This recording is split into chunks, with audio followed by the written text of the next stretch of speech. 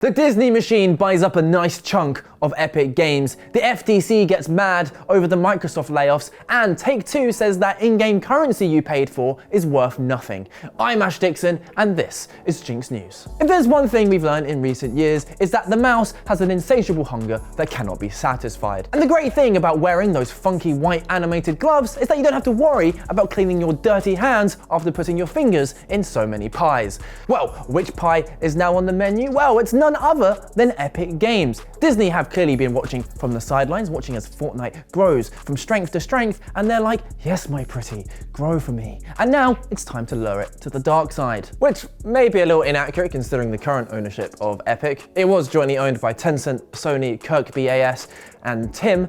That's not a company, that's just Tim Sweeney, more specifically, the founder of Epic, who's cleverly retained a majority stake. So yeah, his CV basically just reads, "Hi, I'm Tim, I have lots and lots of money." And that begs the question, who's selling up? Because Disney have reportedly bought a $1.5 billion stake. Now, ain't no way my boy Tim is selling up. Tencent owns 40%, as they do for basically every gaming company these days, and considering China's current rockiness with gaming, maybe they're selling up a chunk. Otherwise, that 1.5 billion probably lines up to around Sony's 5.4%. But still, when you look at the insane growth of Fortnite, it's hard to see why anyone would think now is the time to jump ship. They'd basically just be cosplaying as the propeller guy from Titanic. Either way, we all know what this partnership means. More Fortnite skins, baby! Oh, you thought we'd already seen a deluge of Star Wars skins? Well, buckle up, baby, because now there's a mouse in the house. They've said they're building a new universe that connects Fortnite with all of their IPs, which lets players play, watch, shop, and engage. But mainly shop. Lots of shopping, please. Disney wants your money. But it's not just profitable cosmetics that makes this a good business move. Disney have their own games and franchises, and yeah, they haven't really had a smash hit, well, other than Connect Disneyland Adventures. Oh no, Captain Hook! Whoa. What a classic. And now Disney might hope to replicate that success by making use of Epic's several studios. Oh, and let's not forget how Unreal Engine is becoming more and more used in the film industry. In fact, The Mandalorian and Rogue One are pretty famous for it. What are your thoughts though? Is this a good move? What crossovers are you hoping to see? Hit us up in the comments. Microsoft are in the news a lot lately, what with potentially pulling out of the console market and laying off a ton of staff, and those headlines attract attention, most notably from the FTC. Now, you'll remember the barrage of stories around Microsoft's acquisition of Activision, and with the initial opposition from the FTC and the CMA, there was more will they won't they sexual tension than with me and my bandmates. Yeah, that's right, I'm editing the show today, and that means I get to plug my band. Well, the FTC have now lodged a complaint to the 9th US Circuit Court of Appeals, saying these layoffs are inconsistent with Microsoft's suggestion that the two companies would operate independently post-merger. And it's almost like these global corporations are greedy, psychopathic liars. The FTC are over here whining like, but you said you would be ethical. And Microsoft are just like, what? I can't hear you over the sound of all the money printing and the cries of our employees we just f***ed over.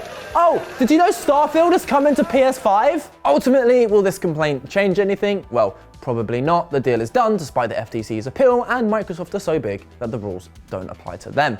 Unlike this channel, which is so small we have more rules than Kanye West's wife. But you can help liberate us from those shackles and free us into the exploitative hellscape that is capitalism by subscribing to this channel. Maybe recommend it to a friend. Hell, post it to Reddit. That would be cool. I don't want me editing this show to be a regular thing.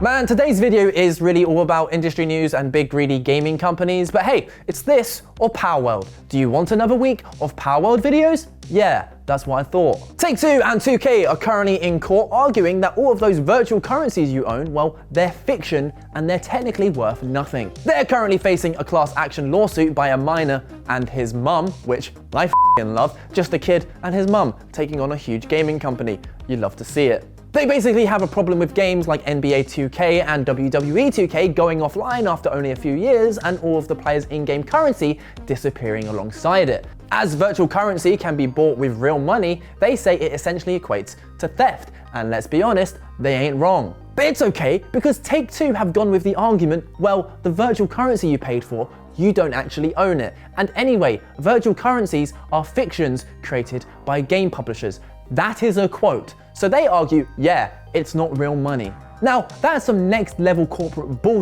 because let me guess, Take-Two, if I found an exploit in your game that allowed me to get an infinite supply of virtual currency, you would be on my ass faster than the dragon from Shrek. You wouldn't be like, oh, just keep it, it's not real anyway. You would be like, F you, you're stealing from us. And the hilarious irony is, Take-Two have literally taken GTA modders to court after they handed out virtual currency to players. Guess what their argument was? GTA money is bought with real money, so therefore this is theft. And so may this be a reminder to everyone that these companies are not your friends. Take-Two will put out GTA 6, everyone will sing their praises, and they'll make an obscene amount of money. Nintendo does it too. They make fantastic games, and it lets them get away with awful, hurtful business practices. I'm not calling for a boycott or anything, I'm just saying, if you ever feel the urge to defend one of these companies, maybe just think twice. And that's the show. The YouTube algorithm loves quick endings. Goodbye.